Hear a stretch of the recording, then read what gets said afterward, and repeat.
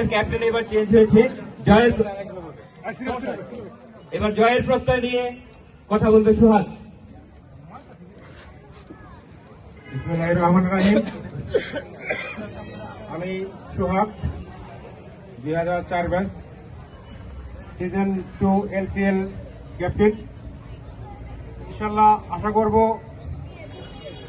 গতবার যেহেতু আমরা রানার্স আপ হয়েছিলাম, এবার আমাদের আপ্রাণ চেষ্টা এবং আমরা দৃঢ় মনোবল দিয়ে নামছি খেলবো, যাতে এবার আমরা চ্যাম্পিয়ন হতে পারি বা অথবা আমরা ফাইনালে যেতে পারি।